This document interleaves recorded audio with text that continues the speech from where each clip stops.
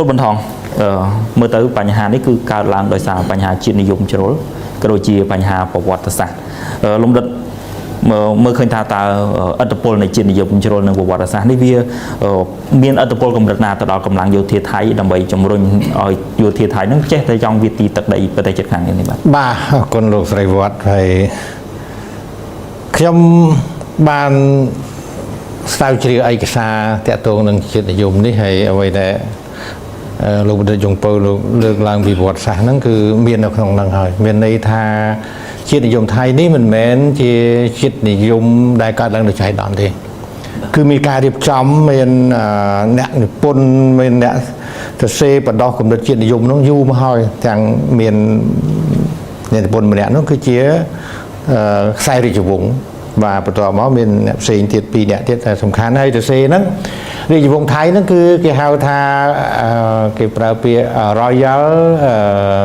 Nationalism Royal Nationalism มันจะขมายยังทารินิยมเชียดนิยมชอบจมูกนังบริจีเมียนในท่าเกี่ยไปเรื่องเชียดนิยมให้เชียดนิยมนั่งก่อนเลือกกับพวกแต่đóบริจีนักไหนហើយនៅក្នុងឯកសារមានទាំងសុភៅមានទាំងមានន័យថាដូចជាឈុតឆាកល្ខោនឬក៏អត្ថបទផ្សេងៗហ្នឹងគេបង្ហាញថាថៃហ្នឹងគឺជាជនរងគ្រោះជាអ្នកបាត់បង់ទឹកដីជាស្អីហ្នឹងគេបដោះថាថៃទៅតែយកមកវិញស្អីដែលពួកគេបានបាត់បង់តាមពិតទៅយើងដឹងហើយថាមិញនេះដំណិតយងពៅលើកហើយថាថៃទៅតែកើតក្រោយខ្មែរនឹងជាង10ដើម្បីសតវត្សមកបាទដើម្បីសតវត្សហើយមែនទេយើងកើតមុនហើយថៃនេះមកគឺពេលដំបូងមកសុំជ្រោកកោនឯជាមួយគេនៅពេលដែលនៅជាកុលសម្ព័ន្ធនៅឡើយប៉ុន្តែដល់ពេលខ្លាំងទៅវាយគេវាយឯងវាយទាំងខ្មែរយើងយកដីអស់ជាច្រើនហើយរហូតដល់មុនបារាំងមកហ្នឹងយកសៀមរាបស៊ីសុផុនអីបាត់ដំបងអីហ្នឹងគឺជារឿងពិតបាទហើយគេបែរជាទៅសេប្រវត្តិសាស្ត្រហ្នឹងឲ្យឃើញថាដីទាំងអស់ហ្នឹងគឺជារបស់គេដែលបារាំងទាមទារឲ្យខ្មែរហ្នឹងវាគឺជាការបាត់បង់មួយធំបាទអញ្ចឹងគេសរសេរប្រវត្តិសាស្ត្រដែលបែបកលៃបែបคล้ายហ្នឹងឲ្យឃើញថាគេបាត់បង់ទឹកដីគេជាអ្នករងគ្រោះហើយគឺបដោះគំនិតជាតិនិយមគេទៅសេនៅក្នុងកម្មវិធីសិក្សារបស់គេឲ្យកូនសិស្សគេរៀនហ្នឹងអញ្ចឹងបើយើងគិតទៅតាំងពីនោះមកដល់ពេលនេះវាអ្នកដែលជ្រុលនិយមហ្នឹងទី1ពួកជ្រុលនិយមវានៅក្នុងចំណោមប្រជាពលរដ្ឋធម្មតា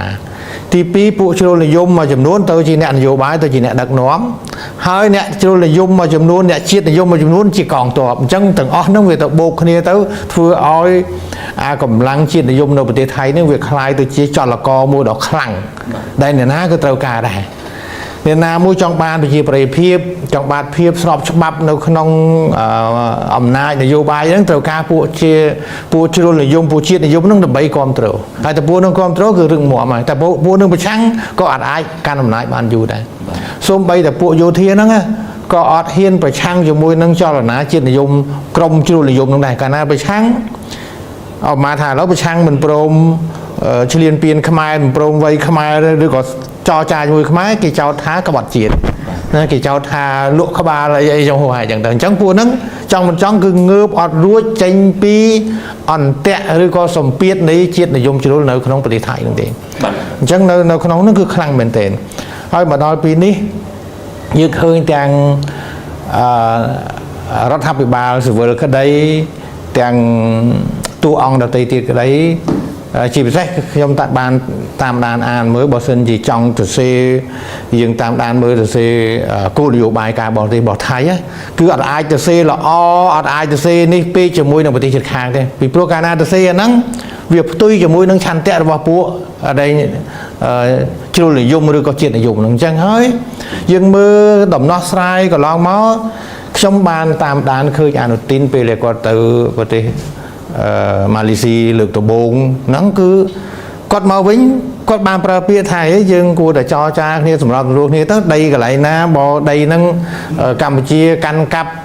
ចូលទៅដីថៃយកឲ្យទៅថៃវិញទៅកន្លែងណាថៃចូលកាន់កាប់ចូលមកដីខ្មែរឲ្យមកខ្មែរវិញទៅគាត់តែអនុទីននិយាយប៉ុណ្ណឹងពួកនោះដាក់ប្រាវអនុទីនកន្លាប់ចាក់មកគេថា180ដឺក្រេ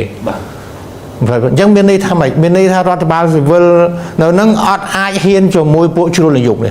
ហើយពួកជ្រុលនិយមខ្ញុំបញ្ជាក់ឡើងវិញជ្រុលនិយមអាចនៅក្នុងចំណោមប្រជាពលរដ្ឋធម្មតានៅក្នុងចំណោមគណៈបកនយោបាយហើយនៅក្នុងពួកកងទ័ពពួកយោធាហើយក្រៅពីហ្នឹងដោយសារជាតិនិយមថៃភ្ជាប់ជាមួយនឹងរាជវង្សអញ្ចឹងខ្សែរាជវង្សនៅអំណាចរាជវង្សហ្នឹងក៏នៅនឹងអញ្ចឹងអត់មានណាហ៊ានទេអញ្ចឹងហើយបានជាកន្លែងនេះខ្ញុំចង់បញ្ជាក់ថារឿងដែលថៃនិងកម្ពុជាមិនអាចដោះស្រាយបញ្ហាបានរលូនសប្តាហ៍ថ្ងៃហ្នឹងដោយសារតែអ្នកនយោបាយថៃទាំងនាយករដ្ឋមន្ត្រីក្តីទាំងរដ្ឋមន្ត្រីការបរទេសក្តីហ្នឹងគាត់អត់បានយកបញ្ហាជាស្ដែងមកនិយាយទេធ្វើមិនស្អំបេះដូងនិយាយឲ្យតែស្របជាមួយនឹងចលនាជាតិនិយមពីព្រោះការដែលពួកគាត់បានអំណាចហ្នឹងគឺបានដោយសារចលនាជាតិនិយមហ្នឹងឯងហើយក្នុងចលនាជាតិនិយមដែលរុញឲ្យវាយកម្ពុជាហ្នឹងអញ្ចឹងគាត់អត់ទាន់បញ្ញាប់បញ្ញាល់ឬក៏ងាកទៅធ្វើមិនឲ្យមានដំណោះស្រាយអញ្ចឹងយើងឃើញស្អីដែលគាត់និយាយគាត់អត់បាននិយាយអំពីរឿងជាក់ស្ដែងដែលថៃកាន់កាប់ថៃស្រះលុះបន្លាដាក់កុងតឺន័រឬចូលមកអត់បាននិយាយរឿងហ្នឹងនិយាយស្អីផ្សេងឌឺដងស្អីធ្វើម៉េចឲ្យតែត្រូវចិត្តត្រូវអារម្មណ៍អាចនឹងបំពេញចិត្តពួកជ្រុលនិយមហ្នឹងហើយដែលជារឿងដែលមកដល់ពេលនេះយើងអត់ទាន់រកដំណោះស្រាយបានពីព្រោះគាត់អត់បានបារម្ភអត់បានគិតពីរឿងហ្នឹងទេគិតធ្វើម៉េចយកចិត្តពួកជ្រុលនិយមអាហ្នឹងជាហេតុផលដែលអូសមកដល់មួយឆ្នាំនេះយើងឃើញមកដល់ពេលនេះមានហេតុផលអីទៀតដែលថៃនៅតែបង្ងើយកតើមិនព្រមរៀបចំក្បាលម៉ាស៊ីន JBC ពីមុនថាមិនទាន់បោះឆ្នោតនេះមិនទាន់រៀបចំឥឡូវរៀបចំ 5-6 ខែនៅរៀបចំប្រហែលឆ្នាំទៀតតើតិចទៀតគេដេញចេញពីរដ្ឋាភិបាលទៅទៀតរៀបចំ JBC អត់ទាន់រួចឃើញទេអញ្ចឹងរឿងនេះគឺដោយសារតែរឿងជាតិនិយមនឹងឯងអញ្ចឹងជាតិនិយមថៃនេះវាជាកម្លាំងដែលគេយកទៅប្រើផងវាជាឥទ្ធិពលមួយដែលធ្វើឲ្យនយោបាយថៃហ្នឹងមិនមានសុចរិតភាពផងហើយធ្វើឲ្យភាពតានតឹងនៅតែកើតមានឡើងហើយមិញនេះអាដាមយើងពៅលើកហើយមនុស្សយើងពៅលើកហើយថារាល់ពេលដែលមានរឿងគឺគេតែងតែយកមកទម្លាក់នៅព្រំដែនហ្នឹងដោយសារតែពេលដែលគេធ្វើបែបហ្នឹងគេទទួលបានប្រជាប្រិយភាពគេទទួលបានការគ្រប់គ្រងជាពិសេសទទួលបានសម្លេងឆ្នោតច្រើននៅក្នុងការដឹកនាំនយោបាយនៅក្នុងប្រទេសថៃឯជាដើមហ្នឹងបាទមើលទៅគឺដោយថៃគឺចាក់សោខ្លួនឯងហើយបោះកូនសោចោលអត់រមមានដំណោះស្រាយអីអាចដោះស្រាយបានលើបញ្ហាជាតិនិយមនឹងទេលំដិតមកដល់ពេលនេះយើងឃើញថាដូចខ្ញុំបញ្ជាក់ហ្នឹងថាជាតិនិយមថៃជាតិនិយមហើយផ្សារភ្ជាប់ជាមួយនឹងរាជានិយមអញ្ចឹងយើងដឹងទាំងអស់គ្នាថានៅថៃរាជានិយមអ្វីត្បិតតែចែងថារាជានិយមអាស្រ័យរដ្ឋធម្មនុញ្ញដែរប៉ុន្តែរាជានិយមថៃគឺរឹងប៉ឹងទាំងនយោបាយហើយក៏ជាអ្នកដែលមានលុយច្រើនជាងគេចង់មានឥទ្ធិពលខ្លាំងណាស់ជាតិនិយមនេះវាអត់ទាន់ទុនជ្រាយទេវានៅកំពុងតែគេថាកំពុងតែទុំជួកំពុងតែពេញកម្លាំងហើយបើសិនជារដ្ឋាភិបាលណាបានលង់ខ្លួនទៅក្នុងជាតិនិយមហើយគឺអត់អាចដកខ្លួនចេញទេអញ្ចឹងប្រហែលជាទាល់តែរដ្ឋាភិបាលបច្ចុប្បន្ននឹងធ្លាក់ឬអីទៅបានយើងអាចថាសង្ឃឹមនឹងមានដំណោះស្រាយល្អជាងនឹងប៉ុន្តែយើងឃើញថ្មីនេះពេលដែលទៅចិនហ្នឹងអានូទីនហាក់ដូចជាប្រឡយពាក្យថាបើសិនជាចិនបាទសុំខ្លួនធ្វើជាអ្នកសម្របសម្រួលដោះស្រាយគាត់មិនប្រកែកទេប៉ុន្តែបែរជាសៀស័កភូមិកែកែវគាត់និយាយពីរឿងប្រវែដានថាកម្ពុជាបានបិទច្រកអីទ្វេភាគីជាមួយថៃអីខ្ញុំមើលទៅគាត់ហាក់ដូចជាប្រហែលជាអនុទានលើកអញ្ចឹងទៅវាប្រតិកម្មពីពួកជាតិនិយមជ្រុលនិយមអីទៅគាត់ស្អំបេះដូងទៅវិញអញ្ចឹងគាត់បែរជាមកបន្ទោសអីកម្ពុជាតាមពិតរឿងបិទបាទទ្វេភាគីហ្នឹងក៏ថៃរឿងនាំអាចមុនគេទៅរកអានក្លូសក្នុងដំបងក៏ថៃដែរប៉ុន្តែកម្ពុជាទៅបានមុនគាត់បែរចោទកម្ពុជាថាកម្ពុជាព្រមចរចាទៅរកយន្តការសម្របសម្រួលដោយបង្ខំអីអញ្ចឹងយើងមើលទៅថៃត្រឡប់តលិនបៃបិណ្ឌចំបាយបាតអញ្ចឹងបើយើងមើលទៅអាចដូចលោកស្រីវត្តថាសម្រាប់រដ្ឋាភិបាលនេះមើលទៅពិបាកនឹងងាកខ្លួនចេញពីចលនាឬក៏ឥទ្ធិពលរបស់ជាតិនិយមហ្នឹងបើខ្ញុំមើលមកជ្រុងឃើញបែបហ្នឹងណារយៈពេល1ឆ្នាំមុននេះសម្រាប់ការមើលឃើញរបស់លោកដិតតើមើលទៅតើកម្លាំងគ្រប់គ្រងនឹងការសាមគ្គីភាពរបស់បញ្ញាវ័នយុវជននិងពលរដ្ឋកម្ពុជាយើងយ៉ាងម៉េចដែរតើតើជាមួយនឹងបញ្ហាព្រំដែនតាមការសង្កេតរបស់លោកដិតបាទអរគុណចំពោះសំណួរដែលមានសារៈសំខាន់នេះខ្ញុំបានតាមដានដោយយកចិត្តទុកដាក់យើងឃើញថាការឈ្លានពានរបស់ថៃនេះធ្វើត្បិតតែមកដល់នេះមានរយៈពេល1ឆ្នាំហើយបានសម្លាប់ កងទ័ពរបស់យើងប្រជាពលរដ្ឋដែលនៅតំបន់នោះមួយចំនួនក៏រងរបួសហើយក៏ស្លាប់ហើយក៏មានជនភៀសសឹកហើយនឹងបង្ហិនបង្ហោចបំផ្លាញប្រាសាទបុរាណរបស់យើងវត្តអារាមមណ្ឌលសុខភាពផ្លូវអីស្ពានអីក៏ពិតមែនប៉ុន្តែបើយើងមើលទៅជ្រុងវិជ្ជមានវាคล้ายទៅជាកាតាលីករមួយដែលជំរុញឲ្យខ្មែរយើងនឹងចាប់ផ្ដើមភ្ញាក់ឲ្យងាកមកសាមគ្គីគ្នាណាសាមគ្គីគ្នាខ្ញុំបានពិនិត្យឃើញថាទាំងកម្រិតបញ្ញវន្តទាំងអ្នកស្រាវជ្រាវទាំងយុវជនយើងឃើញថាចាប់ផ្ដើមពីពេលនោះមកគឺចាប់ផ្ដើមភ្ញាក់ខ្លួនហើយធ្វើសកម្មភាពជាច្រើនឲ្យគួរកត់សម្គាល់សម្រាប់អ្នកសិក្សាស្រាវជ្រាវបញ្ញវន្តហ្នឹងយើងឃើញឥឡូវជាក់ស្ដែងនៅទីនេះខ្ញុំនឹងអាដាមបណ្ឌិតយងពៅនេះក៏អាចថាតំណាងឲ្យបញ្ញវន្តពីររូបនៅក្នុងចំណោមបញ្ញវន្តដទៃទៀតហើយក្រៅពីនោះយើងឃើញតាមប្រព័ន្ធផ្សព្វផ្សាយផ្សេងរបស់វិទ្យុទូរទស្សន៍កាសែតអីផ្សេងហើយរួមទាំងបណ្ដាញសង្គមផ្ទាល់ខ្លួនរបស់គាត់អីហ្នឹង YouTube ឬក៏ស្អីគាត់មានហ្នឹងគឺថានាំគ្នាចាប់ផ្ដើមនិយាយរឿងទឹកដីនិយាយរឿងព្រំដែននិយាយរឿងការឈ្លានពានរបស់ថៃហ្នឹងហើយការនិយាយហ្នឹងមិនមែនចេះតែនិយាយទេមានស្រាប់តែផ្អែកលើការស្រាវជ្រាវបាទផ្អែកលើការស្រាវជ្រាវផ្អែកទៅលើច្បាប់អន្តរជាតិទៅលើប្រវត្តិសាស្ត្រទៅលើសន្ធិសញ្ញាទៅលើឯកសារទៅលើយន្តការតុលាការអន្តរជាតិដូចជា ICJ ដូចជា ICC ដូចជា UNCLOS អីជាដើមយើងឃើញជជែកផុសៗមកដល់ពេលនេះបើយើងប្រៀបធៀបប្រហែលឆ្នាំមុនណាគឺក្នុងរយៈពេល1ឆ្នាំនេះគឺមានភាពផុសៗមែនទេបាទទាំងក្នុងស្រុកទាំងក្រៅស្រុកហើយសម្រាប់យុវជនវិញក៏ដូចគ្នាយុវជនក៏ចេញមកចូលរួមគ្រប់សកម្មភាពដែលមានការរៀបចំក្តីឬក៏ជាសកម្មភាពផ្ទាល់ខ្លួនបង្ហាញនៅស្មារតីសាមគ្គីភាពការបង្រួបបង្រួមជាតិឲ្យតើលើកឡើងពីជាពិសេសដូចជាដែលយើងទើបតែបង្កើតនៅច្បាប់កតបកិច្ចយោធាហ្នឹងក៏ប្រជាពលរដ្ឋយើងជាពិសេសយុវជនតាមរយៈការសម្ភាសអីហ្នឹងគឺថាគាត់ស្ម័គ្រចិត្តចូលរួមអញ្ចឹងបើយើងមើលទៅវាអាចថាជាទ្វេគ្រោះបាទជាមួយយ៉ាងវារឿងអាក្រក់ប៉ុន្តែមួយយ៉ាងទៀតក៏វាជារឿងល្អមួយនៅក្នុងករណីនោះវាមានផលវិជ្ជមានអវិជ្ជមាននៅក្នុងហ្នឹងបាទវាបើយើងមើលទៅខ្ញុំថាគួរឲ្យសង្ឃឹមដែរនៅពេលដែលយើងឃើញរបៀបហ្នឹងធ្វើបាត់តែយើងកំពុងតែរងគ្រោះហើយថៃនៅឈរជើងនៅលើដែនដីរបស់យើងនៅជាច្រើនកន្លែងនៅឡើយប៉ុន្តែ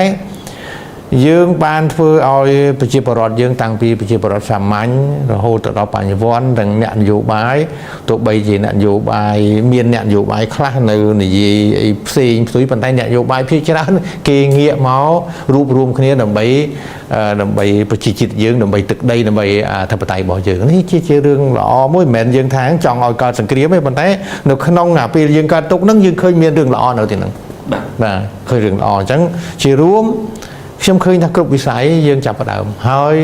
ក្រៅតែពីរឿងដែលខ្ញុំលើកឡើងហ្នឹងយើងឃើញឥឡូវនេះយើងចាប់ផ្ដើមលះបង់ចោលគំនិតគេហៅថាបរទេសនិយមបាទយើងអ្នកដែលស្រឡាញ់ថៃស្រឡាញ់ភាពយន្តថៃស្រឡាញ់ទំនិញថៃអត់បានទេឥឡូវចាប់ផ្ដើមសូម្បីតែកូនក្មេងអាយុហើយជា5 6ឆ្នាំវាអត់ទេណាម្ដាយគេយកអាឆ្នាំងបាយថៃនឹងទៅដាំវាអត់ហូបមកវាថាឆ្នាំងបាយទេឆ្នាំងបាយរបស់ថៃបាទអញ្ចឹងអាពិហិការប្រឆាំងជាមួយនឹងការឈ្លានពានរបស់ថៃហ្នឹងដែលពីមុនមកយើងស្ទើរតែគ្មានឥឡូវនេះវាមានរដល់ស្រទាប់ក្មេងតូចទៅទៀតណាក្មេងតូចទៀតអញ្ចឹងមែនតើទៅខ្ញុំក្នុងនាមបញ្ញវន្តម្នាក់មិនចង់ឲ្យប្រទេសទាំងពីរហ្នឹងវាคล้ายទៅជាសត្រូវស៊ីសាច់សុតឈាមនេះប៉ុន្តែបើសិនជាគេធ្វើអាក្រក់មកលើយើងត្រូវតែការពារខ្លួនពីព្រោះថាខ្ញុំកន្លងមកខ្ញុំតែងប្រឆាំងគំនិតមួយ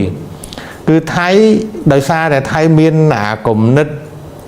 ជ្រុលនិយមមានជាតិនិយមដែលបានធ្វើឲ្យយើងរងគ្រោះហើយនៅប្រទេសមួយចំនួននៅជុំវិញថៃរងគ្រោះអញ្ចឹងហើយខ្មែរខ្ញុំអត់ចង់ឲ្យបដោះជាតិនិយមទេប៉ុន្តែបដោះនៅសេចក្តីស្រឡាញ់ជាតិឬក៏គំនិតស្នេហាជាតិកុំឲ្យយើងវាគេចោលយើងទៅខ្លាចជាចោលដូចគេដែរ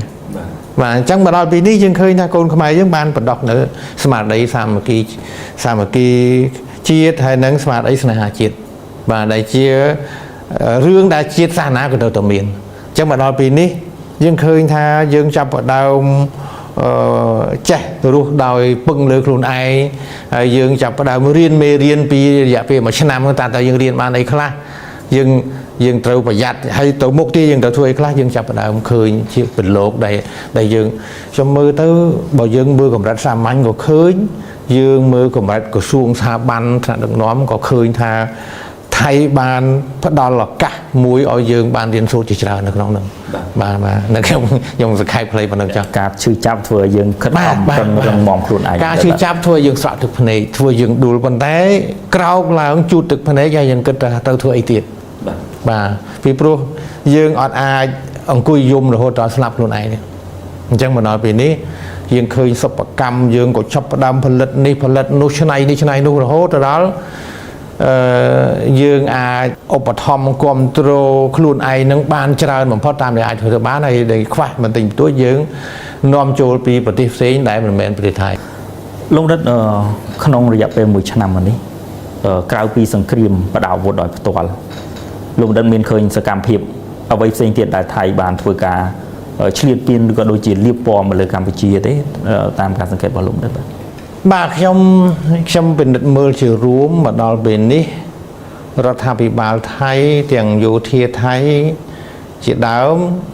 មិនទាន់មានឆន្ទៈពិតប្រាកដនៅក្នុងការបញ្ចប់ចំនួនជាមួយនឹងកម្ពុជាទេដោយសារតែការមិនទាន់មានឆន្ទៈពិតប្រាកដក្នុងការបញ្ចប់ចំនួននឹងហើយយើងបានឃើញថាថៃមិនដែលបង្ហាញសុឆន្ទៈនៅក្នុងការនិយាយឲ្យមូលមតិគ្នាទោះបីទៅឯណាក៏ដោយបាទទៅប្រជុំណាទៅមកវិញនិយាយផ្សេងប្រជុំជាមួយគ្នាហើយចេញមកវិញនិយាយផ្សេងអញ្ចឹងយើងមើលទៅគឺថៃនៅតែប្រើគេហៅថាវោហាសាសនយោបាយនៅប្រើសង្គ្រាមចិត្តសាស្ត្រនៅប្រើការទូតយើងឃើញថាថៃទៅលើឆាកអន្តរជាតិថៃបានដើរតួថាខ្លួនជាអ្នករងគ្រោះជាអ្នកស្រឡាញ់សន្តិភាពជាអ្នកដែលមិនចង់បង្កបញ្ហាជាមួយអ្នកជិតខាងឯជាដើមប៉ុន្តែជាមួយកម្ពុជាផ្ទាល់ថៃអត់បង្កលក្ខខណ្ឌដើម្បីឲ្យស្ថានភាពនឹងវិលទៅរកប្រក្រតីទេសូម្បីតែបាត់ឈប់បាញ់ហ្នឹងក៏ថៃមិនគោរពដែរយើងឃើញតាំងពីម៉ោងដំបូងនៃបាត់ឈប់បាញ់ចូលជាធរមានភ្លាមគឺថាកងទ័ពថៃរំកិលចូលទីតាំងនៅក្បែរដែលថៃនៅក្បែរហ្នឹងរហូតដល់កាន់កាប់ហើយកាន់កាប់ហើយមិនត្រឹមកាន់កាប់នៅពេលហ្នឹងទេកាន់កាប់ហើយស្រះលុះបន្លាដាក់កុងតឺន័រជីកលេនដ្ឋានជីកបន្លាយសាងសង់អីគ្រប់យ៉ាងថៃនៅធ្វើទាំងអស់ធ្វើផ្កើនហើយរហូតដល់កាន់កាប់ប្រាសាទយើងមួយចំនួនគេនាំទេសចរមកគេនាំប្រជាពលរដ្ឋមកធ្វើពិធីសាសនាអញ្ចឹងអានេះវាជារឿងគេហៅថាដុតកម្ដៅបញ្ហាឲ្យនៅតែក្តៅកគុកអញ្ចឹងមានន័យថាថៃអត់ចង់ឲ្យស្ថានភាពនឹងវិលទៅរកប្រក្រតីភាពទេយើងមើលទៅណាបើសិនជាអញ្ចឹងហើយស្អីដែលថៃថាថៃធ្វើថៃអាងនោះវាខុសអំពីការពិតទាំងអស់ពីព្រោះថាចុះបើទីតាំងហ្នឹងរបស់ថៃប្រាសាទហ្នឹងរបស់ថៃហេតុអីបានទៅមកសង់ធ្វើអីនៅក្រោយទៅមកដាក់ទង់ជាតិនៅក្រោយទៅមកធ្វើនេះនៅក្រោយអញ្ចឹងវាមានន័យថាមិនមែនទេទៅដោយសារតែគាត់បានវាយចូលមកកាន់កាប់ហ្នឹងបានគាត់ធ្វើរឿងហ្នឹងទាំងអស់អញ្ចឹងស្អីដែលថៃធ្វើហ្នឹងគឺផ្ទុយពីអ្វីដែលថៃអះអាងទាំងអស់ឥឡូវយើងមើលទាំងប្រាសាទព្រះវិហារក្តីសង្គ្រាមពីរលើកនេះក៏ប៉ះពាល់ហើយប្រាសាទតាកបីប្រាសាទតាមន់ធំប្រាសាទផ្សេងប្រាសាទខ្នាប្រាសាទអីដែលដំបូងដែលថៃគិតថាខ្លួនមិនអាចយកបានខ្លួនបាញ់កំតិចហ្មងយើងឃើញប្រាសាទតាកបីធ្ងន់ធ្ងរណាប៉ុន្តែពេលដែលគេចាប់ដើមមកឈរជើងបានគេធ្វើដូចគេអាណិតអាសូរគេចង់ជួសជុលគេចង់ធ្វើអីវាល្បិចរយៈកំផែលបែបនេះបានតែកូនក្មេងទេសម្រាប់មនុស្សចាស់ដូចយើងអីមិនអាចមកធ្វើបានទេហើយបើសិនជារំលឹកពីរឿងព្រេងខ្មែរយើងនិយាយពីរឿងការដណ្ដើមកូនស្ត្រីពីអ្នកដណ្ដើមកូនណាម្ដាយពិតប្រកបហ្នឹងអត់ហ៊ានទាញកូនខ្លាំងនេះខ្លាចបាក់ដៃឆ្លោះដៃឆ្លោះជើងឯម្ដាយមិនខ្លែងខ្លាយហ្នឹងក៏ទាញយកដល់បានទៅចាំម្ដាយពិតប្រកបហ្នឹងចិត្តប្រឡែងកូនដល់ហើយបានគេកាត់ក្តីសួរថាហេតុអីបានឯងមិនព្រមទាញម្ដាយពិតប្រកបថាបើទាញទៅខ្លាចបាក់ដៃបាក់ជើងឲ្យកូនថតឯងហ្នឹងដូចគ្នាអញ្ចឹងកម្ពុជា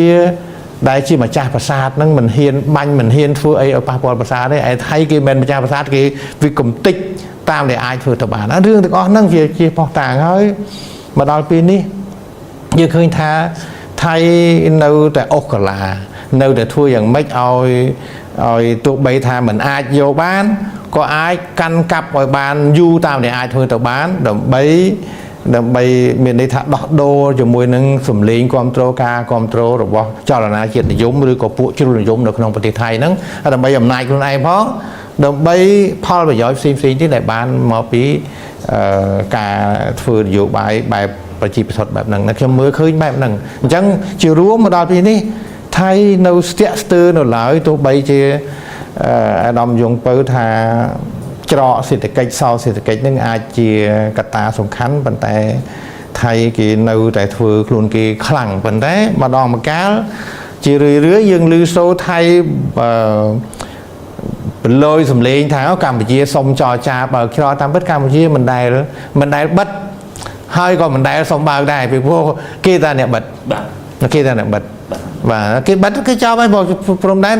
ta bật ta viên là trên chỗ bạn và chẳng ní sát tại chia xa là dụ bài bộ sinh chia miên bẩm nón bật bật cát trong cơ tha rướng vợ chấm lấy thì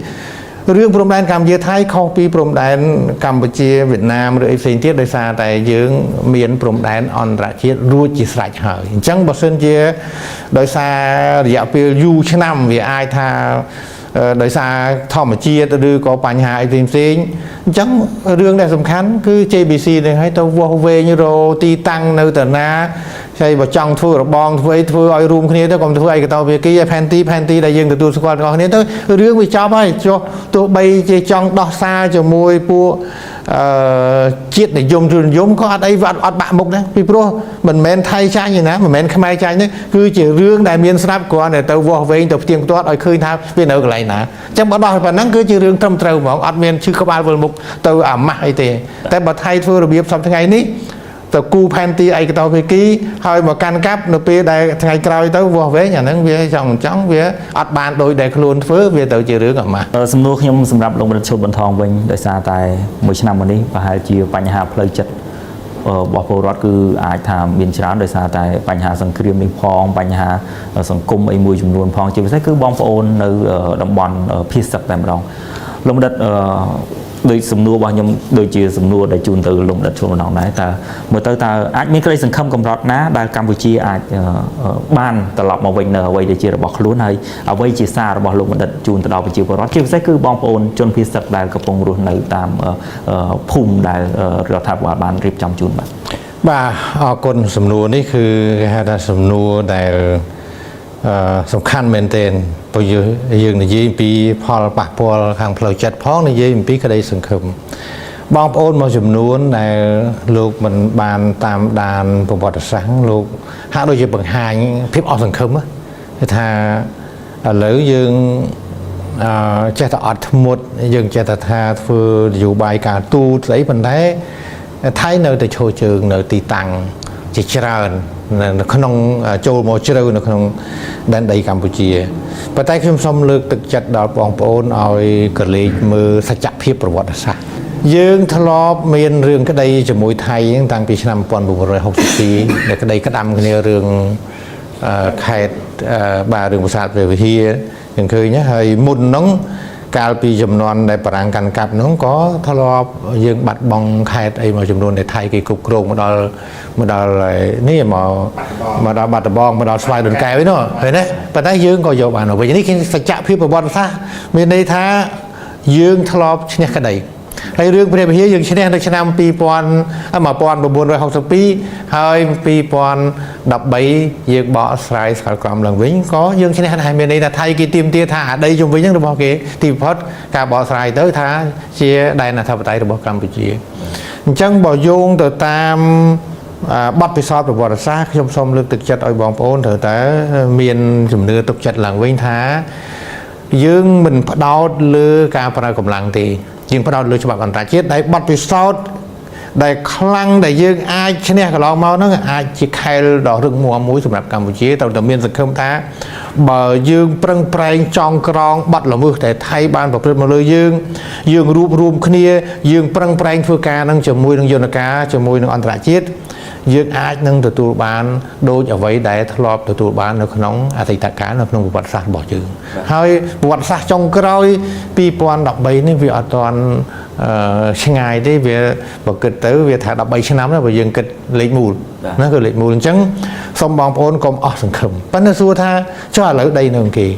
tôi chăm tha lớn đi riêng ở toàn chọp đầm no sai ở toàn chọp thì hơi đầm no sai dừng kịch đấy xuống bây giờ nó không riêng cái đây cái đâm riêng prom đen cru sa mui đưa một cô mới có tờ ca trong năm này đầm bây tờ lá ca cái đó sai cái đây mà cho tụi nó riêng một tỷ chuyện mũi thủngสำหรับខ្ញុំគិតអញ្ចេះខ្ញុំគិតថាចំនួនខ្មែរថៃម្ដងនេះអ្វីត្បិតតែខូចខាតច្រើនមហន្តរាយក៏កើតឡើងច្រើនតែយើងចាត់ទុកដូចជាការវះកាត់មួយខ្ញុំសូមឲ្យធ្វើយ៉ាងម៉េចរដ្ឋាភិបាលនៃប្រទេសទាំងពីរទៅគិតថាជារឿងមួយដែលចំនួនបន្សល់ពីមរតកប្រវត្តិសាស្ត្រមកហើយយើងធ្វើយ៉ាងម៉េចយើងឥឡូវរឿងនេះវាលែងជារឿងទ្វេភាគីទៀតហើយmà châu room đòi ASEANประเทศ ASEAN ទាំងនៅ Malaysia ឥឡូវទៅ Philippines បានតិចទៀតអាចនឹងទៅ FC ទៀតខ្ញុំមិនជឿថាវាចាប់ភ្លាមៗទេហើយមហាអំណាចក៏ចូលយន្តការ UN Close ក៏ចូលវាអាចនឹងយន្តការ FC ទៀតអញ្ចឹងសម្រាប់ខ្ញុំទេថាឲ្យយើងមានក្តីសង្ឃឹមប៉ុន្តែមិនមែនសង្ឃឹមអង្គុយទៅសង្ឃឹមទេសង្ឃឹមឲ្យប្រឹងប្រែងតើរដ្ឋាភិបាលធ្វើអីអ្នកជំនាញធ្វើអីប្រជាពលរដ្ឋធ្វើអីអ្នកសារបានព័ត៌មាន FC ធ្វើអីដើម្បីឲ្យគ្រប់គ្រងគោលជំហរតែមួយប្រឹងប្រែងទាំងអស់គ្នាហើយធ្វើស្បិតតែរឿងនេះអាចអូសបន្លាយយូរបន្តិចប៉ុន្តែយើងដោះឲ្យចប់នៅចំនួនដែលកើតឡើងមកបដោយព្រំដែនកម្ពុជាថៃខ្ញុំគិតថាបើធ្វើអានឹងបានណាយើងនឹងកសាងប្រវត្តិសាស្ត្រមួយឲ្យកូនចៅយើងចំនួនក្រោយកុំឲ្យគាត់មានបញ្ហាទៀតដោះចប់ហើយខ្ញុំជឿថាភាគីថៃក៏គួរតែពិចារណាដែរដោយអាដាមបណ្ឌិតយងពៅលើកនឹងថាมันអាចយកទ្រឹស្ដីរដ្ឋបុរាណការរស់នៅតាមសភាពធម្មជាតិយកមកប្រើបានទៀតទេហើយធ្វើបែបហ្នឹងចុងក្រោយក៏នៅតែគង់តែវិលមករកដំណោះស្រាយការចរចាផ្លូវច្បាប់អីដដែលទេអញ្ចឹងទេគួរតែចាប់ផ្ដើមងាកក្រោយថយក្រោយមកជំហានខ្ញុំនិយាយសម្រាប់ប្រជាជនថៃរដ្ឋាភិបាលថៃដើម្បីបញ្ចប់ចំនួននឹងទៅពីព្រោះកុំចិញ្ចឹមចិត្តទៅតាមការសម័យនៃសភៅប្រមាណក្បាលអ្នកនិពន្ធប្រមាណអ្នកនោះពីព្រោះថៃដោយសារអ្នកនិពន្ធប្រមាណអ្នកនោះហើយដោយសារកម្មវិធីសិក្សាដោយសារប្រវត្តិសាស្ត្រคล้ายៗនឹងហើយដែលធ្វើចងសម្លាប់ជនជាតិថៃខ្ញុំអាចមានទស្សនៈខុសពីលោកបណ្ឌិតយងពៅបន្តិច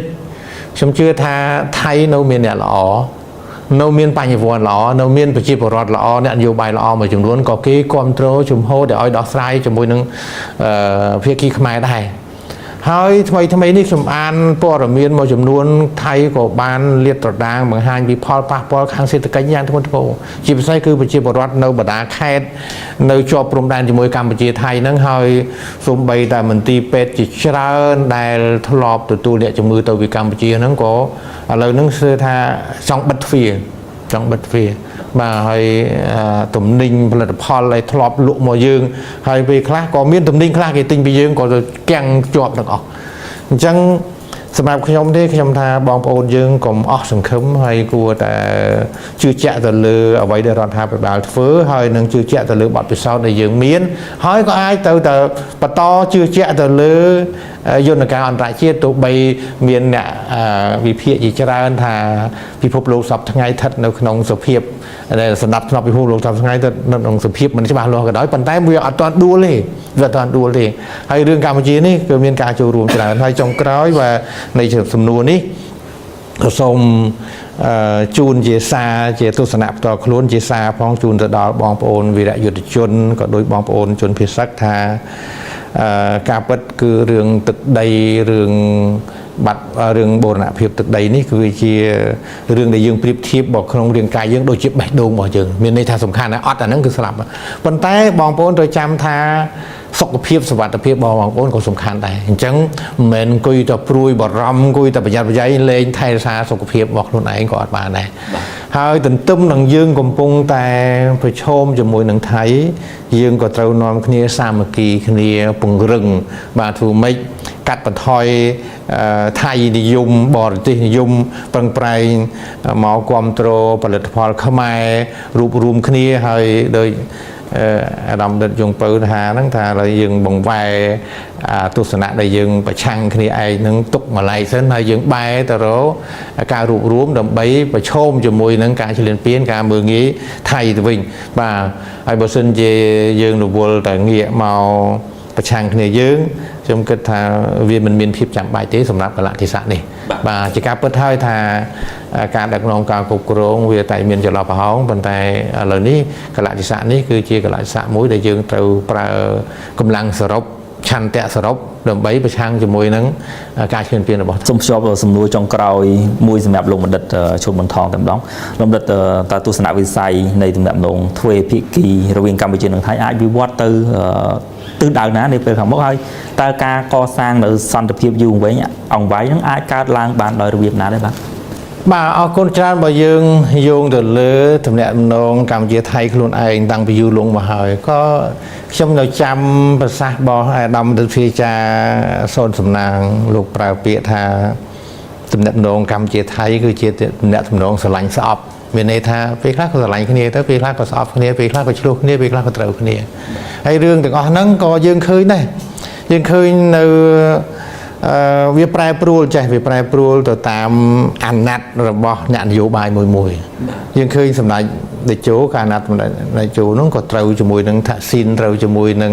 យីងឡាក់អីហ្នឹងក៏ត្រូវហើយនឹងប្រយុទ្ធអីហ្នឹងក៏ត្រូវហើយណាអញ្ចឹងវាក៏មិនទាន់អស់សង្ឃឹមខ្ញុំគិតថាហើយតាមរយៈបទពិសោធន៍នៃបណ្ដាប្រទេសផ្សេងៗទោះបីប្រយុទ្ធគ្នាឆ្លោះគ្នាយ៉ាងម៉េចក៏ដោយប៉ុន្តែចុងក្រោយគឺបញ្ចប់ដោយការចរចាដដែលទេចរចាដដែលអញ្ចឹងសម្រាប់ខ្ញុំមើលឃើញថាជាចក្ខុវិស័យទស្សនវិស័យអនាគតកម្ពុជានិងថៃអាចនឹងរកច្រកចេញបាននៅពេលណាមួយច្រកចេញបានហើយពីព្រោះវាមានកត្តាមួយចំនួនដែលយើងគិតថាដែលមិនអាចផ្ដាច់ពីគ្នាបានទីមួយគឺកត្តាភូមិសាស្ត្រឥឡូវយើងលើកថៃលើកដីទៅកន្លែងណាលើកហើយខ្មែរលើកព្រំដែនលើកទឹកដីរបស់ខ្លួនទៅណាអញ្ចឹងកត្តាភូមិសាស្ត្រហ្នឹងវាតម្រូវឲ្យប្រទេសហ្នឹងវានៅជាប់គ្នារអាយទៅបានហ្នឹងកត្តាភូមិសាស្ត្រទី2កត្តាសេដ្ឋកិច្ចឥឡូវយើងនិយាយបើកចំហថៃក៏ពឹងខ្មែរក៏ពឹងថៃដែររឿងសេដ្ឋកិច្ចហ្នឹងប៉ុន្តែដោយសារឆ្លោះគ្នាយើងចាប់ផ្ដើមបដិសេធគ្នាអញ្ចឹងបើយោងឥឡូវនេះពេលដែលយើងចាប់ផ្ដើមបិទច្រកបិទការនាំចូលមួយចំនួនសេដ្ឋកិច្ចថៃក៏ប៉ះខ្មែរក៏ប៉ះដែរមិនមែនមិនប៉ះនេះជាការពិតគឺបែបហ្នឹងហើយកត្តាទី3គឺបើយើងយោងទៅលើប្រវត្តិសាស្ត្រប្រទេសទាំងពីរហ្នឹងវាជាប់ពាក់ព័ន្ធគ្នាខ្សែស្រឡាយគ្នាតាំងពីយូរយារមកហើយចំណុចមួយទៀតដែរគឺយន្តការតំបន់អាស៊ានយើងប្រទេសទាំងពីរក្រៅពីប្រទេសភូមិផងរបងជាមួយគឺប្រទេសក្នុងតំបន់តែមួយមកតំបន់កាលណាប្រទេសពីរនឹងឆ្លោះគ្នាហ្នឹងវាខូចទាំងមុខមាត់អាស៊ាននេះមកដល់ថ្ងៃនេះវាមុខមាត់អាស៊ានវាដើរចង់ដើរស្រាតខោទៅហើយបាទអញ្ចឹងតើប្រទេសទាំងពីរជាពិសេសគឺថៃហ្នឹងដែលជាអ្នកបកហ្នឹងនៅបន្តទៅយកគេខ្មាស់របស់អាស៊ានហ្នឹងទៅលាតត្រដាងនៅកណ្ដាលពិភពលោកទៀតឬយ៉ាងណាអញ្ចឹងបើយើងយោងទៅលើកត្តាហ្នឹងហើយខ្ញុំគិតថាទៅមុខថៃនិងកម្ពុជាគួរតែវិលមកវិញដើម្បីទី1រស់នៅក្នុងនាមជាអ្នកចិត្តខាងល្អរស់នៅក្នុងនាមជាសមាជិកអាស៊ានរស់នៅជាអ្នកបំពេញបន្ថែមគ្នាហើយពេលដែលយើងអត់តន់ឆ្លោះគ្នាហ្នឹងក៏ទំនាក់ទំនងខេត្តនិងខេត្តនៅជាប់ព្រំដែនហ្នឹងក៏ជាទំនាក់ទំនងដែលបំពេញបន្ថែមគ្នាទៅវិញទៅមកដែរហើយខ្ញុំជឿថាมันអាចឆ្លោះគ្នាមួយជីវិតទេវាគួរតែវិលត្រឡប់មកវិញបើសិនជាយើងហើយខ្ញុំនិយាយភ្ជាប់បន្តិចទៀតថាដើម្បីធ្វើរឿងនេះបានវាគួរតែប្រទេសទាំងពីររដ្ឋាភិបាលនៃប្រទេសទាំងពីរគ្រប់និន្នាការនៃគណៈបកខាងក្នុងប្រទេសហ្នឹងត្រូវតែគិតថា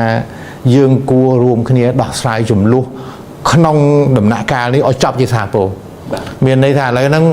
កន្លែងណាដែលវាមានរឿងរ៉ាវហើយដើម្បីរក្សាគេឈ្មោះកិត្តិយសដើម្បីកុំឲ្យរដ្ឋាភិបាលនៃប្រទេសទាំងពីរហ្នឹងមានគេហៅថាគេចាដាក់ថាជាអ្នកដែលមានកំហុសនៅក្នុងប្រវត្តិសាស្ត្រគឺមានតែយកច្បាប់អន្តរជាតិទេយកមកប្រើកាលណាយកច្បាប់អន្តរជាតិមកច្បាប់អន្តរជាតិគេគូសវារួចស្រេចហើយទាំងដែនទឹកដែនគោកឥឡូវដែនទឹកយើងយកunclose ហើយបាទឥឡូវដែនគោកយើងមានយន្តការស្រាប់ហើយទាំងទ្វេភាគីទាំងយន្តការដែលមានតាំងពីបារាំងពីអីមកយកអានឹងមកពេលតែដោះទៅឃើញថាដីនេះនៅឯណាដីខាងនោះអត់មានអ្នកណាគេចោទទៅរដ្ឋាភិបាលនៃប្រទេសទាំងពីរទេអញ្ចឹងគួរតែដាក់គោលការណ៍មួយថាដើម្បីឲ្យបានសន្តិភាពយូរអង្វែងត្រូវដោះស្រាយបញ្ហានោះឲ្យចប់ហ្មងទោះមិនដោះចប់មួយឆ្នាំពីរឆ្នាំក៏ដោយប៉ុន្តែទៅបន្តដោះឲ្យចប់ តោះចាប់បើមិនអញ្ចឹងទេអត់អាចទៅបានដែរប៉ុន្តែដើម្បីធ្វើអញ្ចឹងបានខ្ញុំលើកនៅចំណុច2 3ទី1គឺពង្រឹងយន្តការទ្វេភាគីដែលមានស្រាប់នោះ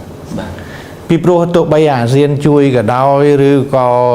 អនក្លូសនឹងចេញរបាយការណ៍មកក៏ដោយឬក៏តឡាការផ្សេងទៀតបើភាគីខ្លួនឯងនឹងមិនជួយខ្លួនឯងរឿងវានៅតែបន្តអញ្ចឹងយន្តការមានស្រាប់ហ្នឹងយើងដោះទៅជាពិសេសគឺគណៈកម្មាធិការចម្រុះព្រំដែន JBC ហ្នឹងអត់មានអីសំខាន់ជាងហ្នឹងព្រោះហ្នឹងរឿងព្រំដែនរឿងគណៈកម្មការហ្នឹងហើយទី2គឺយើងទប់ស្កាត់នៅការញុះញង់ខាងនយោបាយបាទកុំយករឿងពួកជ្រុលនិយមជាតិនិយមឬក៏ព័ត៌មានคล้ายៗអីក្នុងស្រុកអីហ្នឹងហើយនៅក្នុងនឹងដែរកុំចង់យករឿងព្រំដែនទៅធ្វើអាជីវកម្មខាងនយោបាយសម្លេងគ្រប់គ្រងនឹងធ្វើអានឹងឲ្យបានអាសន្នភាពយូរអង្វែងហ្នឹងនឹងទៅបានដែរបាទហើយចំណុចចុងក្រោយគឺជារឿងមួយដែលសំខាន់ប៉ុន្តែយើងមើលទៅអ្នកខ្លះគាត់បំភ្លេចចោលគឺការអប់រំនិងការទូតប្រជាជននិងប្រជាជនអប់រំយ៉ាងម៉េចអប់រំកុំឲ្យប្រជាពលរដ្ឋនោះស្អប់ខ្ពើមគ្នាចង់អាឃាតជាមួយគ្នាហើយយើងទទួលស្គាល់សច្ចភាពប្រវត្តិសាស្ត្រទៅហើយខ្ញុំគិតថាយើងគួរតែឈប់ឆ្លោះគ្នាគុណខ្មែរគុណថៃមួយថៃហ្នឹងមានន័យថាឥឡូវគុណខ្មែរគឺគុណខ្មែរគុណថៃមានអីឆ្លោះគ្នាសង្គ្រាមខ្មែរសង្គ្រាមថៃចាំបាច់ឆ្លោះគ្នាទៅអីបាទហើយរឿងផ្សេងទៀតសម្លៀកបំពាក់បុរាណខ្មែរសម្លៀកបំពាក់បុរាណថៃយើងទទួលស្គាល់ទៅបើចង់ចោះទៅជាសម្បត្តិបេតិកភណ្ឌដាក់ថាសម្បត្តិវប្បធម៌បុរាណខ្មែរនោះថៃមានអីឆ្លោះគ្នាសង្គ្រាមខ្មែរសង្គ្រាមថៃវាខុសគ្នាមានពាក្យខ្មែរមានពាក្យថៃទៅឆ្លោះគ្នាទៅអីប៉ុន្តែកន្លងមកយើងនៅតែអះអាងថាមួយច្រឡងយកមួយលួចឲ្យមួយនោះទៅបានជាចេះតែមានរឿងហើយយើងទៅចាំថាខ្ញុំបាន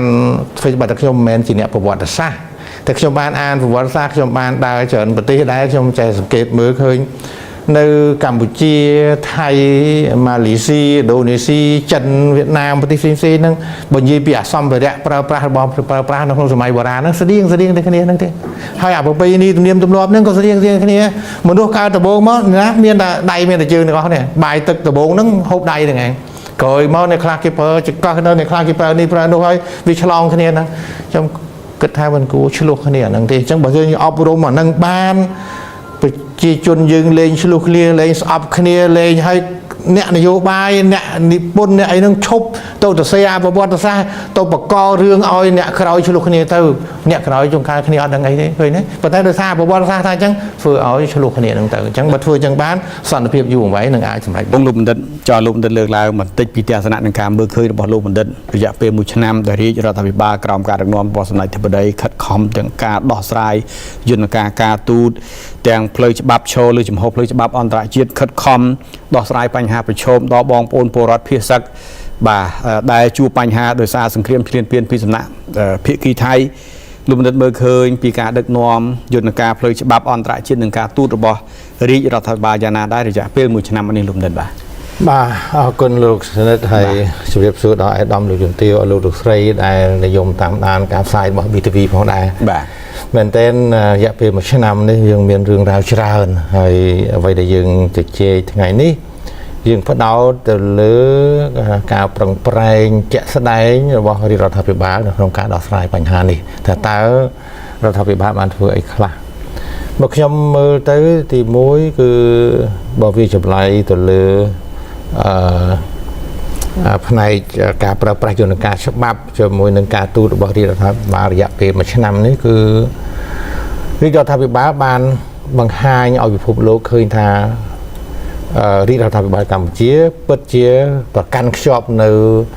គោលការណ៍ច្បាប់អន្តរជាតិបាទហើយនឹង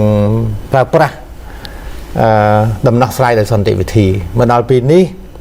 ទាំងក្នុងក្របខ័ណ្ឌអាស៊ានក្តីក្របខ័ណ្ឌអន្តរជាតិក្តីក្របខ័ណ្ឌជាកម្រិតទ្វេភាគីភពភាគីហ្នឹងគេបានមើលឃើញថារាជរដ្ឋាភិបាលកម្ពុជា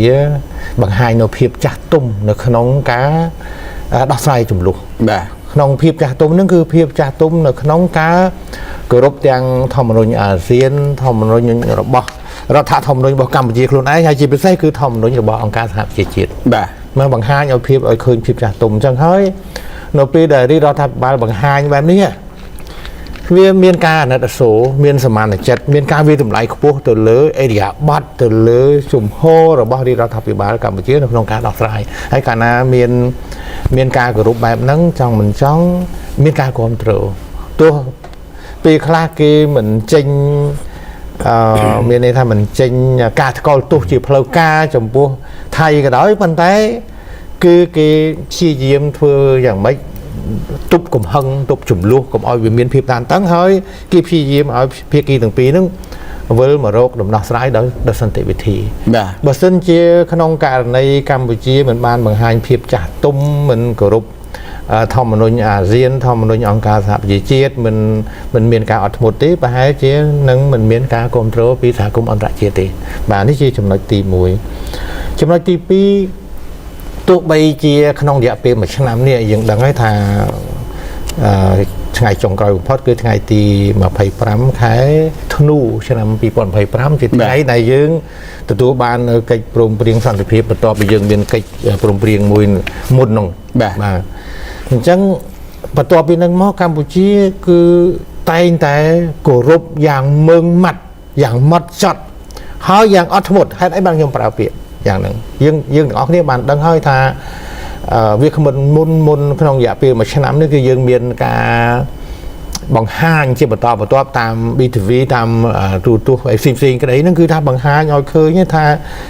ថៃមិនបានគោរពដោយម៉ឺងម៉ាត់ម៉ត់ចត់ទៅលើកិច្ចព្រមព្រៀងបាត់ឈប់បាញ់ហ្នឹងទេបាទយើងឃើញក្រោយអសានវិទ្យនៃ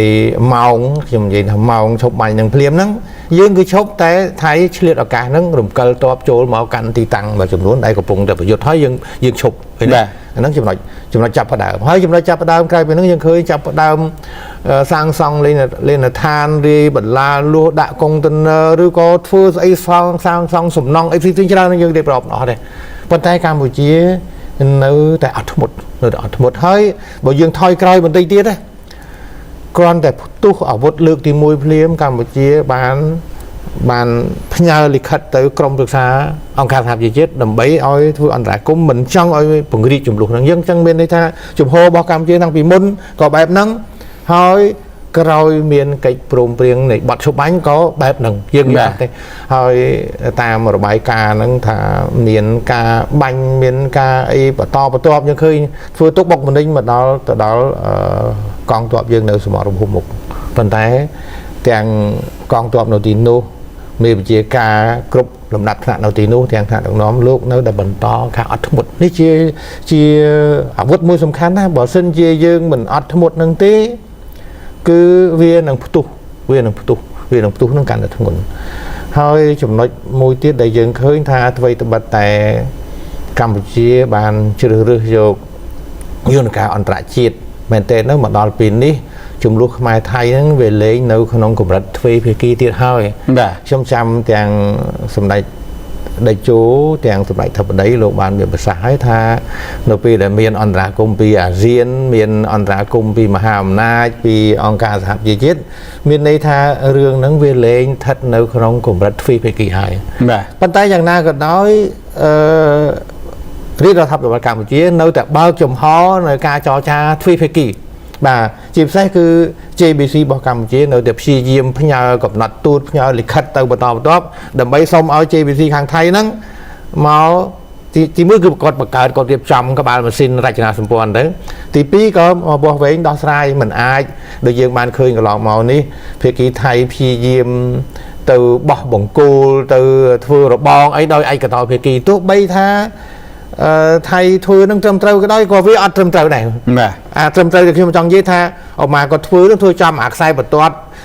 បែងចែកជាលក្ខណៈអន្តរជាតិក៏ដោយក៏មិនត្រូវធ្វើជាឯកតោភាគីប៉ុន្តែនេះវាលើសពីហ្នឹងគឺថៃធ្វើទៅតាមផែនទីលើ150,000របស់ខ្លួនវារឹតតែមិនត្រូវទៅទៀតអញ្ចឹងកម្ពុជានៅតែអត់ធ្មត់នៅតែមិនប្រើកម្លាំងទេទៅតែព្យាយាមធ្វើម៉េចឲ្យដោះស្រាយដោយសន្តិវិធីឲ្យដោះស្រាយតាម JBC អញ្ចឹងមានន័យថារដ្ឋាភិបាលបានប្រើប្រាស់នៅយន្តការទ្វេភាគីដោយប្រុងប្រយ័ត្នដើម្បីដោះស្រាយទោះបីជាមានការរំលោភបំពានមានអីក៏ដោយហើយចំណុចទី3ខ្ញុំឃើញរដ្ឋាភិបាលក៏ ប្រឹងប្រែងដើម្បីធ្វើការនឹងបណ្ដាហើយនឹងហៅថាត្រូវបាត់បែនទាំងនយោបាយក្នុងស្រុកទាំងនយោបាយនៅក្នុងប្រទេសថៃនិងនយោបាយនៅក្នុងតំបន់ឬក៏នយោបាយពិភពលោកភូមិសាស្ត្រនយោបាយពីព្រោះថាមែនទែនយើងកំពុងតែមានចំនួនរឿងព្រំដែនជាមួយថៃប៉ុន្តែទន្ទឹមគ្នាហ្នឹងនយោបាយថៃហ្នឹងក៏ប្រែប្រួលមានសម្ពាធខាងគណៈបកផ្សេងក្រៅពីគណៈបកនៅក្នុងរដ្ឋាភិបាលមានពួកជ្រុលនិយមមានចលនាអីផ្សេងទៀតហើយនៅកម្ពុជាយើងក៏មានអ្នកដែលគ្រប់គ្រងពេញចិត្តជាមួយនឹងការដឹកនាំឬក៏ដំណោះស្រាយរបស់រដ្ឋាភិបាលប៉ុន្តែក៏មានក្រុមផ្សេងមួយដែលមិនពេញចិត្តអញ្ចឹងរដ្ឋាភិបាលត្រូវប្រឈមផ្ទាល់ជាមួយនឹងលើសមរភូមិប្រឈមផ្ទាល់ជាមួយនឹងការទូតជាមួយនឹងដំណោះស្រាយជាមួយថៃផងត្រូវសម្របសម្រួលជាមួយនឹងនយោបាយបំរែបំរួលនយោបាយសម្ពាធនយោបាយហើយលើសពីនឹងទៀតរដ្ឋាភិបាលក៏ពិនិត្យមើលថាតើនៅពេលដែលទី1យើងថយក្រោយឆ្ងាយតិចថានៅពេលដែលយើងប៉ះគ្នាជាមួយថៃតាំងពី2008 2011យើងរៀនសូត្របានអីខ្លះឥឡូវ2005នេះទាំងលើកទី1ជុំទី1ជុំទី2យើងរៀនសូត្របានអីខ្លះយើងតែងតែឃើញហើយរដ្ឋាភិបាលចាប់ផ្ដើមសិក្សាយកបទពិសោធន៍ទាំងអស់ហ្នឹងយកមកថាតើកន្លែងណាត្រូវកែបដៅត្រូវកែពីព្រោះនៅពេលដែលយើងមានសត្រូវនៅខាងក្រៅយើងមិនអាចប្រឈមតែជាមួយសត្រូវនៅខាងក្រៅទេយើងត្រូវមើលថាតើយើងខ្សោយអីនៅពេលដែលយើងប្រឈមពេលដែលយើងឡើងលើរិចទាំងនៅលើសមរភូមិទាំងនៅលើការទូតយើងខ្សោយអីនៅលើវិស័យសារព័ត៌មានយើងខ្សោយអីសេដ្ឋកិច្ចយើងខ្សោយអីអញ្ចឹងរដ្ឋាភិបាលខំធ្វើរឿងនឹងច្រើនទោះបីជាមកដល់ពេលនេះនៅមានការមិនពេញចិត្តពីបុគ្គលឬក្រុមមួយចំនួនទាំងក្នុងស្រុកក្រៅស្រុកប៉ុន្តែរដ្ឋាភិបាលបានប្រឹងធ្វើខ្ញុំនិយាយបែបនេះមិនមានន័យថាខ្ញុំមកប្រូរដ្ឋាភិបាលខ្ញុំមកលើកជើងប៉ុន្តែធ្វើជាអ្នកសិក្សាស្រាវជ្រាវត្រូវតែហ៊ាននិយាយអ្វីដែលជាការពិតអត់អាចមកអង្គុយលើកជើងឬក៏មកបង្អាប់នៅស្ថាប័នតួអង្គណាមួយដោយអត់មានហេតុមានផលទេអញ្ចឹងយើងឃើញថារដ្ឋាភិបាលធ្វើបានច្រើនទោះបីជាមិនទាន់ល្អឥតខ្ចោះប៉ុន្តែជារួមសម្រាប់ខ្ញុំឃើញថារដ្ឋាភិបាលកំពុងតែដើរផ្លូវត្រូវទាំងផ្នែកការទូតទាំងការពង្រឹងខ្លួនឯងទាំងការប្រែប្រួលទៅតាមបរិបទនយោបាយទាំងក្នុងស្រុកនៃប្រទេសទាំងពីរនិងបរិបទនយោបាយនៅក្នុងតំបន់និងពិភពលោកបាទខ្ញុំអាចនិយាយប៉ុណ្ណឹងបាទអរគុណលោកបណ្ឌិតសម្រាប់លោកបណ្ឌិតវិញមើលឃើញផលវិជ្ជមាននៃដំណើរការនៃការអនុវត្តដោយសន្តិវិធីឈរលើជំហរច្បាប់អន្តរជាតិការទូតនេះនឹងអាចឲ្យអន្តរជាតិជំរុញឲ្យថៃងាកមកបញ្ចប់បញ្ហាឬក៏លទ្ធផលដែលយើងគិតថាទទួលបានជាលទ្ធផលវិជ្ជមានកម្រិតណាដែរលោកបណ្ឌិតបាទអរគុណចំពោះសំណួរនេះមែនទែនបើយើងពិនិត្យមើលទៅយើងយកឫសគល់ថ្មីហ្នឹងបើយើងនិយាយពីឫសគល់យូរមកហើយក៏នៅតែថៃដដែលមានថៃអតីតសៀមហ្នឹងគេមិនដែលបោះបង់ចោលនៅមហិច្ឆតាចង់បានទឹកដីរបស់ខ្មែរយើងទេគេបានទោះបីគេបានច្រើនហើយក៏ដោយគេនៅតែចង់បានទៀតហើយផ្ទុះនៅឆ្នាំ2025នេះអ្នកដែលបង្កអ្នកដែលផ្ទុះអាវុធមុនគឺថៃនឹងដែរបាទអញ្ចឹងតាមរយៈការអត់ធ្មត់តាមរយៈការប្រើប្រាស់យន្តការដោយសន្តិវិធីយន្តការទូតច្បាប់អន្តរជាតិដើម្បីដោះស្រាយបញ្ហាតាមរយៈការស្មោះត្រង់ឬក៏ផ្អែកទៅលើបទដ្ឋានច្បាប់អន្តរជាតិទាំងអស់ហ្នឹងវាធ្វើឲ្យកម្ពុជាទទួលបាននៅការជឿទុកចិត្តការវិតម្លៃខ្ពស់ពីសហគមន៍អន្តរជាតិហើយនឹងមានការគ្រប់គ្រងដោយផ្ទាល់និងដោយប្រយោលយើងពិនិត្យមើលថៃគេចង់ធ្វើម៉េចឲ្យមានចំនួនមានការដោះស្រាយគ្នាដោយប្រើកម្លាំងអញ្ចឹងនៅពេលដែលអាស៊ានគ្រប់គ្រងឲ្យមានដំណោះស្រាយដោយសន្តិវិធីមានន័យថា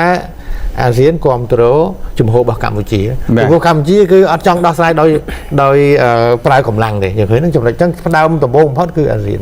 ហើយទី2យើងឃើញមហាអំណាចទាំងសហរដ្ឋអាមេរិកទាំងចិនក៏ដើរតួនាទីសំខាន់ដែរគឺគ្រប់គ្រងការដោះស្រាយដោយសន្តិវិធីឲ្យភាគីទាំងពីរហ្នឹងគេថាវិលមករកការដោះស្រាយដោយសន្តិវិធីផ្អែកទៅលើ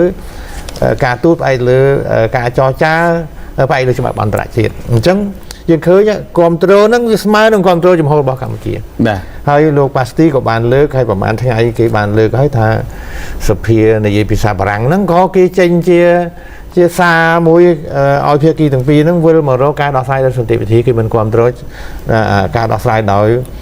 ប្រើកម្លាំងឲ្យជាដើមនេះសិតតែជាផុសតាងដែលបញ្ជាក់ថា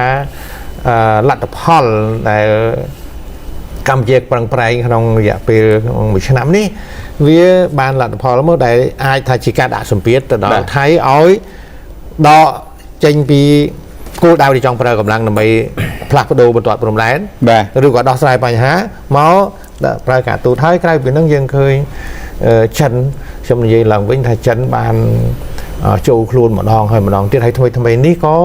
នៅតែដើរតួនាទីសំខាន់នៅក្នុងការដោះស្រាយចំនួនរវាងកម្ពុជានិងថៃបាទយើងឃើញមានសម្រាប់សម្រួលប្រជុំ3ភាគីកម្ពុជាថៃចិនជាដើមហ្នឹងសិតតែជាយន្តការល្អមែនទែនដែលចិនចូលរួមនៅក្នុងចំណុចនេះហើយក្រៅពីហ្នឹងទៀតយើងឃើញសូម្បីតែបារាំងប្រទេសបារាំងដែលជាប្រទេសមិនអាចយើងអាចប្រើពាក្យថាម្ចាស់អាណាព្យាបាលរបស់យើងនៅក្នុងអតីតកាលមានរុស្ស៊ីមានឥណ្ឌាមានប្រទេសដទៃទៀតហ្នឹងក៏គេគ្រប់គ្រងឲ្យដោះស្រាយដោយសន្តិវិធីអញ្ចឹងវាស្មើនឹងអ្វីដែលកម្ពុជាប្រកាន់យកនោះវាស្របជាមួយនឹងអ្វីដែលគេគ្រប់គ្រងយ៉ាងនេះអញ្ចឹងវាផ្ទុយជាមួយនឹ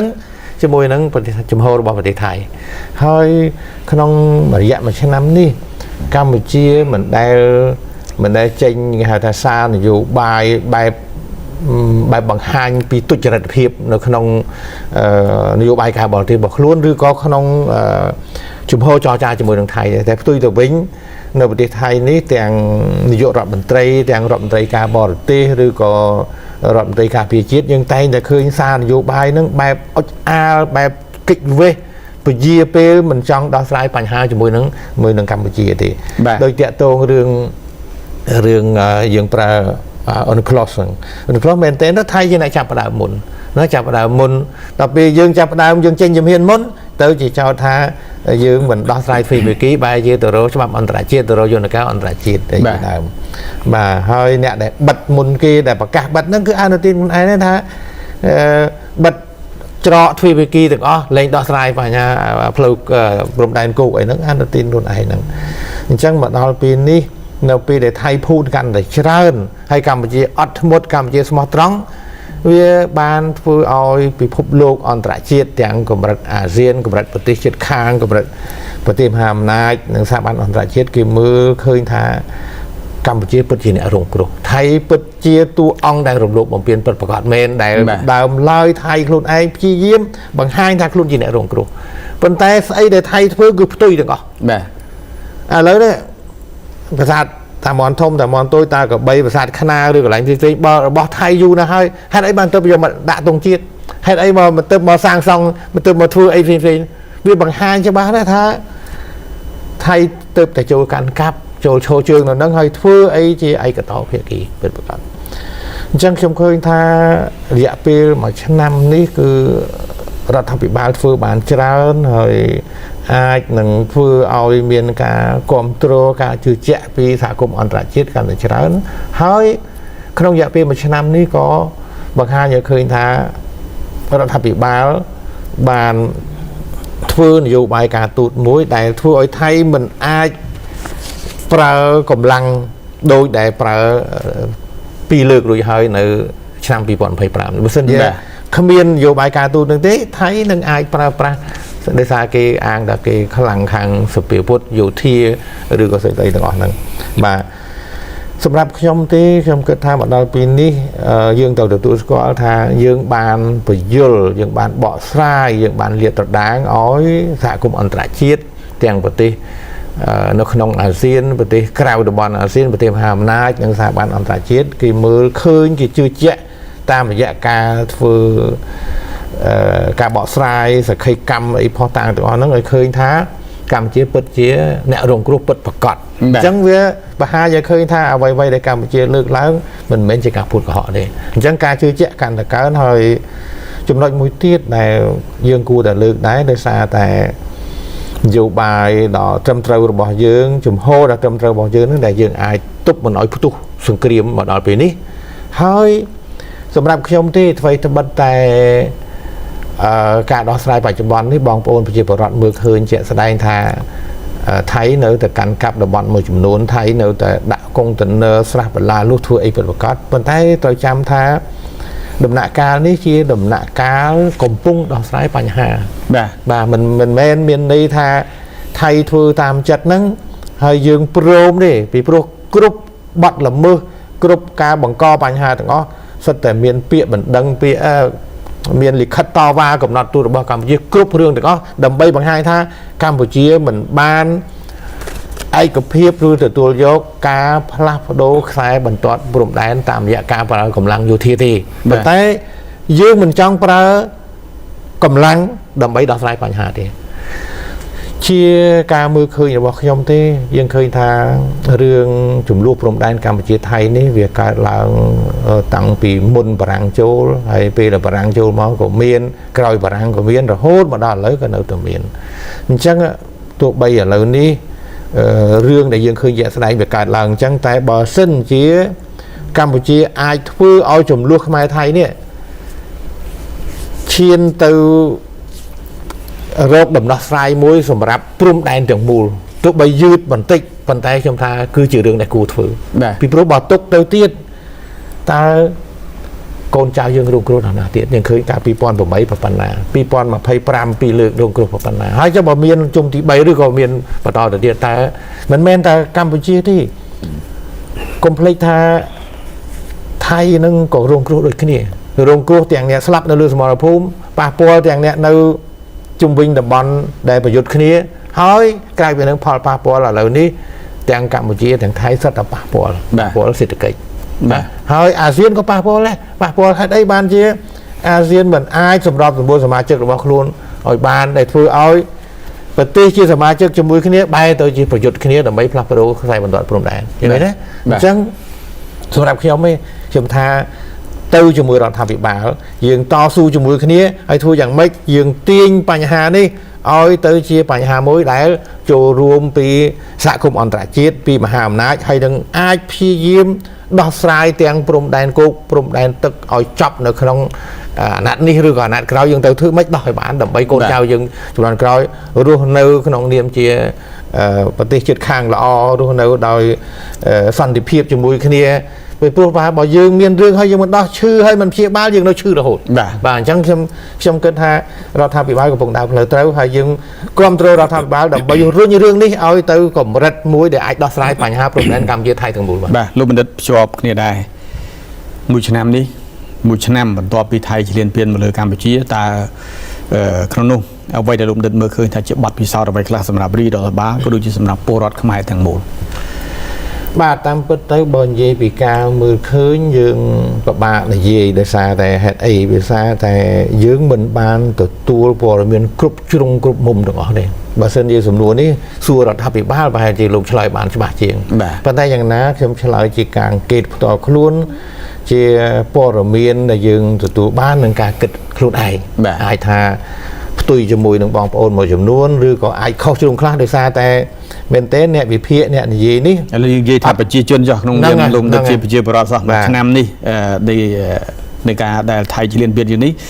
យើងទទួលបានបទពិសោធន៍អ្វីខ្លះហើយអ្វីខ្លះដែលយើងត្រូវបន្តរួមដំណើរជាមួយរាជរដ្ឋាភិបាលបាទខ្ញុំគិតថាបទពិសោធន៍ទី1គឺតាក់ទងជាមួយនឹង